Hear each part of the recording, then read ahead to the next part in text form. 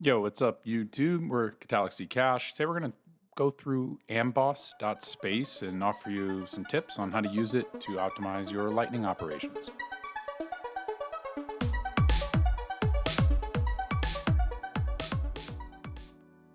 All right, so Amboss.Space is a Lightning Network visualizer.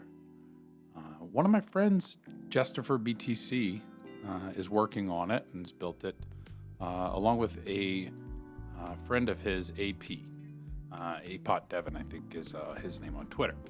And if you've been using Lightning Network for a minute, you know how big of a deal this is because there hasn't really been a great way to get information about peers, both that you have channels with and that you want to potentially open channels to, for your node management. And so part of the optimization factor that comes into being a profitable Lightning routing node is knowing who to open a channel to, where the routes are going to take, a competitive fee to generate a profit from those routes, and force closure risk on the cost side, as well as other, opportunity costs that go from locking up a channel with no traffic. And so what I want to show you guys today is just a couple ways that I use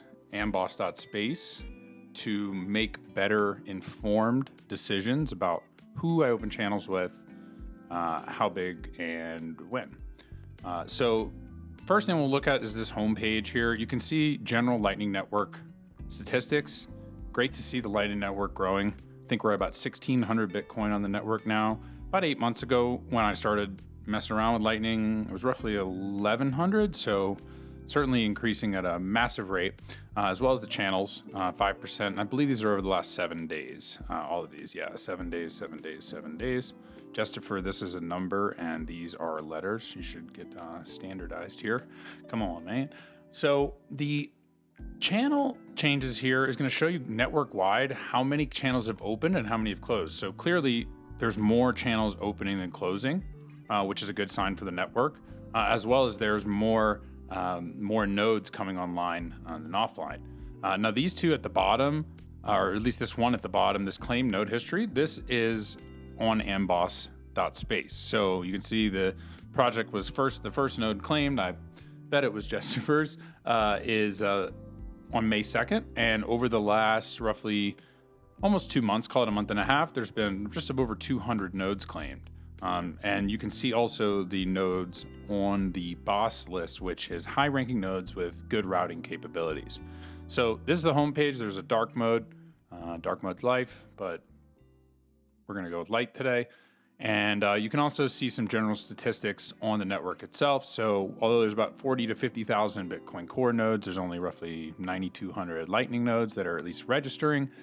Just under 40,000 channels. The capacity, I think this is a little off actually, and the average channel statistics and the fees. So let's go into my node here and see what these parts do. So you can see the ranking. This is a little identifier that your node is boss rated, the all coveted. You can see the capacity. This is both your inbound and outbound together, so not the total amount on the node locally. The number of channels, the different channel statistics, and you can do these little details where you can put messages. So right now, I'm not opening new channels to anyone. My node's at a comfortable size for me, and I'm really discouraging people if they see this to not open a channel to me. Now, I haven't turned inbound channels off, but I did set a hard minimum of 1 million. So if you try to open a channel less than that, my node will reject it. So what you can see is the capacity change as well. But what I really want to go down to here is the peer page, because that's ultimately what we want to talk about in this video, how to use your peer information. So I can look here at my different peers that I have and sort them by number of channels. So you've got some major routing hubs here in these two. But you can also sort by capacity, by rate. And let's look at peer rate. So Merlin here, for example, has a 500 ppm parts per million. So 500 sats per million sats would be the fee moved. you can see that their fee's a little higher than all of my other peers. And so funds are less likely to flow to my side of the channel because of that, because it's going to have to compete with another peer that I've got balance with in the channel, which might undercut them. And so the strategy here is to try to find node partners that have relatively competitive fees and balancing them in a certain way. So what I mean by that is that at a merchant who is only going to be receiving payments, you're probably going to want to charge a higher fee to them because the channel direction is going to be one-sided. Merchants aren't going to really be paying customers. Customers are going to be checking out things to them. On the contra, a end user who is perhaps spending their Bitcoin and living on Bitcoin will be the opposite. They will mostly be accumulating local balance, but they need sending balance to actually continue to spend.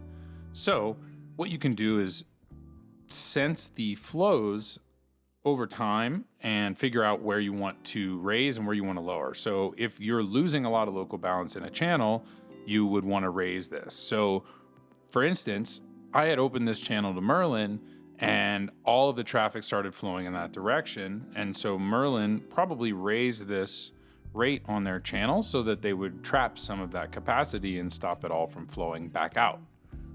Likewise, you can do the opposite. And so let's take a look at Bitcoin Beach's node. They've been in the news a lot with El Salvador, and we can see their rates. So because they're a big hub, because I imagine they have a lot more costs, they charge, their lowest rate that they charge is 500 ppm. Their average is 0.25%.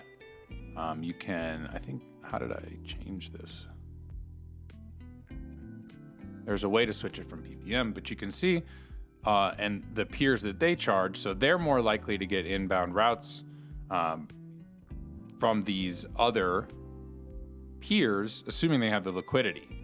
That being said, you can see Zap has 100 million sats to them, by far the largest. Because they have the capacity and the connections and the path reliability within the network, they can command a bit of a higher premium to charge Bitcoin Beach and still likely get flows. But you can see some of these other less connected nodes, seven channels here, some of these people with less channels, they cannot charge as much because they don't have the reliability. And so like Bitrefill, for example, they're up here and can charge a little bit higher because they're more likely to actually path through that. You can also look at some other channels. This is the Tales from the Crypt. They're also a Boss node. You can see the information here. And you can see how you can start to get information and where they want their funds to flow, right? So you can see if their rate's really high here, this is either a merchant that they're doing a lot of traffic to, and because they're doing a lot of traffic to them, they want to capitalize on that. They have the priority route, and so they are charging 0.5% here for the hop. Likewise, a lot of these other channels are far less active, and so because of that, charging less. But you can see their peer information too. So Uncle Jim here has got 0.25%, but relatively speaking, most of these nodes that are connected to them have fairly low rates.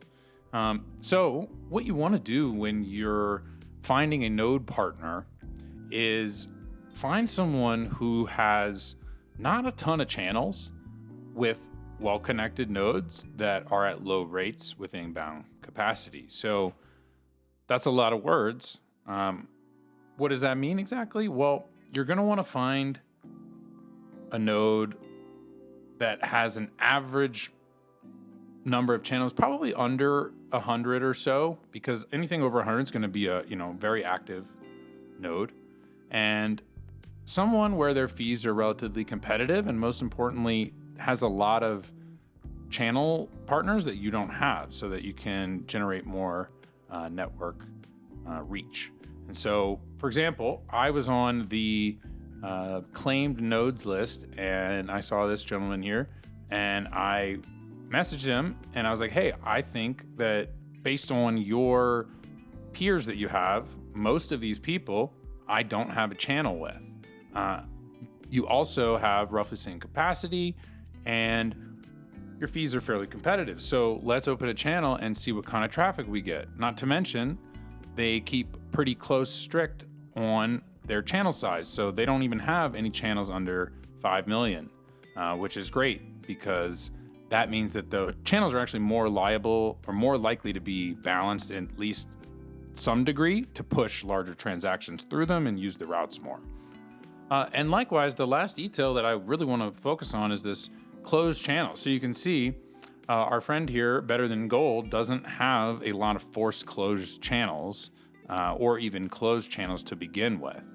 And that's good because forced closures will take 2 weeks to settle, and they're also fairly expensive on the chain. And also that means that this person is, building out their channels for the long term. So when you're looking for a node, in summary, you want to find someone who has not way too many channels, because then your node's less likely to be the one that's chosen for the routing. Somewhat similar capacity so that you're not dominated in the market, but that also is correlated with the channels oftentimes. A history of not that many closures, and particularly ones that aren't closed at high fees. You can look in the actual blockchain transaction to see that.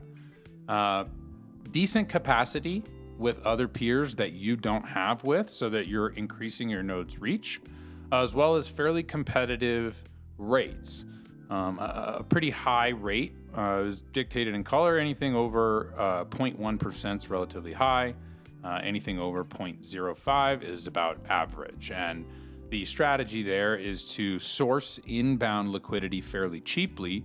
So getting smaller nodes to route to you, and then finding a node that you have cornered payments in, meaning you are the most reliable route and therefore can charge a premium. And you're essentially sourcing liquidity from the inbound capacity that people are opening to you, and then selling it at a higher premium to the nodes or merchants that require that outbound capacity. So Amboss is great. You can come in here and claim your node and get more information on yourself. And also you can build your own profile.